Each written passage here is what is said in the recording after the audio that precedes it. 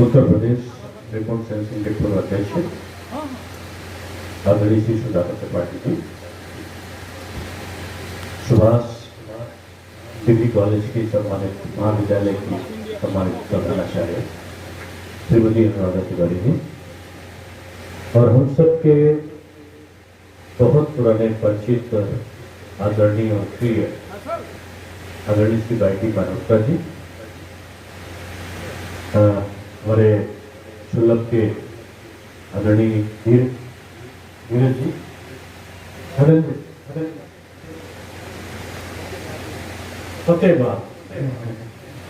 क्या मुझे आज मैं धनंजय जी के कार्यक्रम से आ रहा हूँ, इसलिए मुझे धनंजय ही फतेह बहादुर जी और उपस्थित सभी सम्मानित पत्रों, सुलभ इंटरनेशनल के तमाम कार्यक्रमों में मुझे पहले भी आने का अवसर मिला है और आज माननीय प्रधानमंत्री जी का जन्मदिन आप लोग इतने उत्साह से मनाएंगे, इसके लिए मैं सुलभ इंटरनेशनल को बधाई देता हूँ। और मैं समझ सकता हूँ कि सुलभ इंटरनेशनल का प्रधानमंत्री से आत्मीय रिश्ता है और वो आत्मीय रिश्ता की जो डोर है वो स्वच्छता अभियान है। स्वच्छता अभियान की परिकल्पना शौचालयों का निर्माण करके सबसे पहले सुलभ इंटरनेशनल के श्री जितेंद्र पाठक जी ने कई वर्षों पहले कर ली और मैं समझता हूं कि माननीय प्रधानमंत्री जी ने जब स्वच्छता अभियान चलाने का आह्वान किया तो पूरे भारतवर्ष में लोग सोच लेते हैं ये नई बात क्या है, लेकिन अगर देखा जाए ये नई बात गोरखपुर, महाराजगंज, देवरिया, बस्ती, सोनभद्र इन इलाकों को अगर आप विश्लेषण करिए तो यहाँ पर जापानी इंसेफ्लाइटिस का जो मस्तिष्क ज्वर का बोलबाला था और हजारों लोग हर साल बरसात के बाद मर जाते थे और उनका इलाज लाइलाज था वो।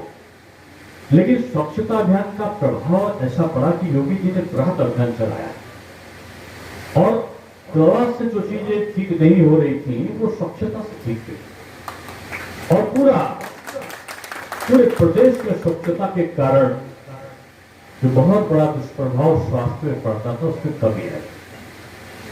मोदी जी आज 72 साल के हुए हैं और मोदी जी की जो ये यात्रा है मैं समझता हूं कि कई 100 साल का विश्लेषण करिए तो ऐसा राजनेता सैकड़ों सालों में इतना तीव्र गति से काम करने वाले, इतना जवाबदेही के साथ में काम करने वाले, इतनी व्यग्रता के साथ में एक रिजल्ट ओरिएंटेड जिसको कहते हैं वो काम करने वाला कोई राजनेता उनके आसपास नहीं दिख पाता।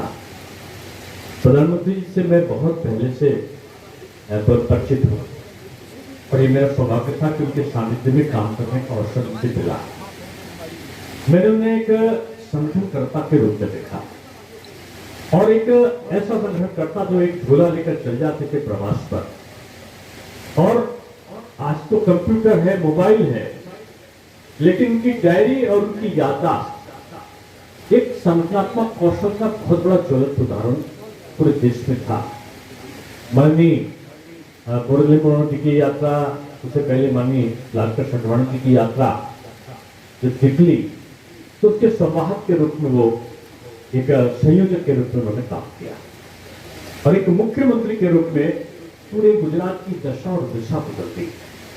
जो कभी दंगों वाला प्रदेश कहलाता था, जो कभी हिंदू मुस्लिम के और विभिन्न प्रकार की जातियों के संघर्ष और उन्माद वाला प्रदेश बनता जा रहा था, जो उन्नति के द्वार दूर दूर होते जा रहे थे, उस प्रदेश की दशा और दिशा दोनों को बदलने का काम प्रधानमंत्री ने किया और प्रधानमंत्री ने गुजरात को भारत का सर्वश्रेष्ठ राज्य बनाने में कुछ वर्षों में ही उन्होंने वहां की स्थिति का परिवर्तन किया। दंगा करने वाले जेल चले गए या दंगा शब्द को भूल गए और उद्योग करने वाले गुजरात पहुंच गए और पूंजी निवेश करके उनको संरक्षण वहां पर मिला।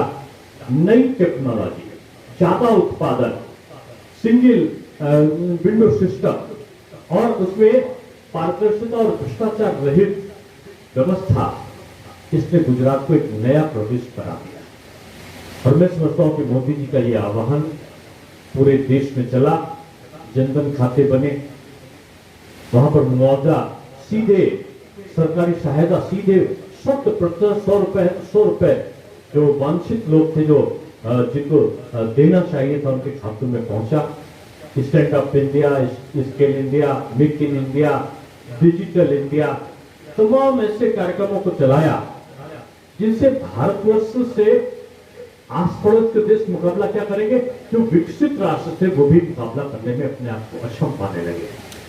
अभी अनुराधा जी बोल रहे थे कि ब्रिटेन को पछाड़कर 5वीं अर्थव्यवस्था बन गए।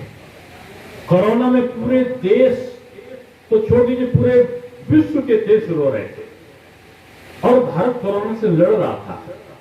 अमेरिका, जापान, चीन, इनमें लोग मर रहे थे।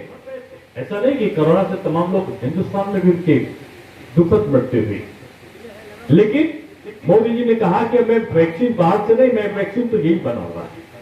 लोग हंसे, वैक्सीन बनी, एक नहीं, 2 नहीं, 3 बनी, और जब बनकर आई तो लोगों ने कहा ये तो नुकसान हो सकता, विदेश से मंगाओ। उनका विदेश से नहीं मंगाएंगे, विदेश को भेजेंगे। और वैक्सीन को जब लोगों ने कहा कि लगाने में नुकसान होगा तो उनका मैं खुद लगवाऊंगा। जब वो खुद लगवा के आए तो लोगों ने कहा ये तो मोदी की वैक्सीन है। और जब मोदी की वैक्सीन करने वालों के घर के जो बड़े बुजुर्ग थे वो लगवाने लगे तो पता चला कि कहने लगे इसको तो मुफ्त में देना चाहिए था। मोदी जी ने मुफ्त में वैक्सीन, अमेरिका, इंग्लैंड जाओ तो महीनों लाइन लगाकर वहां पर वैक्सीन लग रही थी और काफी बड़े पैसे को खर्चा करके लग रही थी। हिंदुस्तान में मुफ्त में वैक्सीन लग रही थी और इतने बड़े 120-130 करोड़ की आबादी वाले भारतवर्ष में कुछ महीनों में पूरी वैक्सीनेशन का काम पूरा हो गया, 90% का।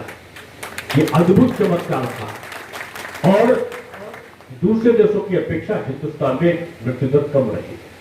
मैं यही कहना चाहता हूं कि मोदी जी के बारे में जो लोग कहते हैं कि मोदी है तो मुमकिन है, और मोदी जी ने मुमकिन करके दिखाया है। अच्छा, एक जिसको कहना चाहिए कि एक ऐसी चीजें जिनके बारे में संभावनाएं नहीं हुआ करती थी। भारतवर्ष बढ़ा, उत्तर प्रदेश विकसित हुआ, चारों तरफ जहां पर गोली और गोला चलते थे, जहां पर कट्टा और देसी बम बनते थे, वहां पर अब ब्रह्मोस मिसाइल और ऑटोमेटिक राइफल बनने जा रहा है। वहां पर अब डिफेंस कॉरिडोर बन रहा है, वहां पर भी एक्सप्रेसवे बन रहे हैं। एक एक्सप्रेसवे नहीं, 7-7 एक्सप्रेसवे बन गए और 3-4 करोड़ काम चल रहा है। ये बदला हुआ उत्तर प्रदेश, बदला हुआ ये देश कैसे चमत्कार हो गया है।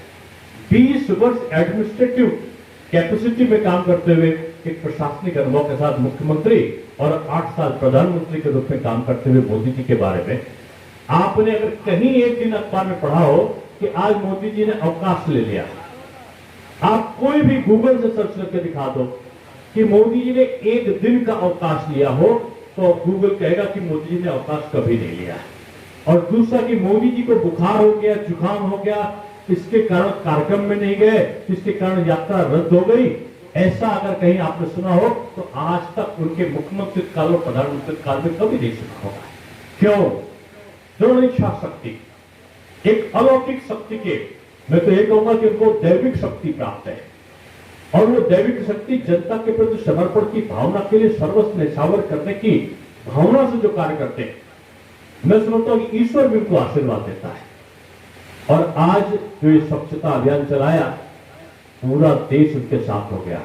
और सुलभ इंटरनेशनल को मैं साधुवाद इसलिए देता हूं कि सुलभ इंटरनेशनल ने पूरी क्षमता से और अधिक ताकत से अपने नए नए शौचालयों का निर्माण किया। आज भारतवर्ष में और उत्तर प्रदेश में देखें तो करोड़ों करोड़ लोग कहते थे कि शौचालय की जरूरत क्या है। मैं तो युवा मोर्चे का, बीजेपी का युवा शाखा का अध्यक्ष था। शाम को जब लौटने वाले होते थे तो मैं पूछता था कि हाथ में लोटा लिए हुए बहनें, लंबा सा घूंघट काढ़े हुए बहनें सड़क के किनारे खड़ी हुई आसमान ताका करती थी। मैं कभी कभी पूछता था अनजान बन के, ये बहनें क्यों खड़ी हैं, क्या कोई यहाँ पर कोई कार्यक्रम है क्या? तो लोग जवाब देते थे नहीं, ये माताएं बहनें अपने सम्मान की रक्षा के साथ साथ अपनी आवश्यकता की संपूर्ति के लिए वो खड़ी है।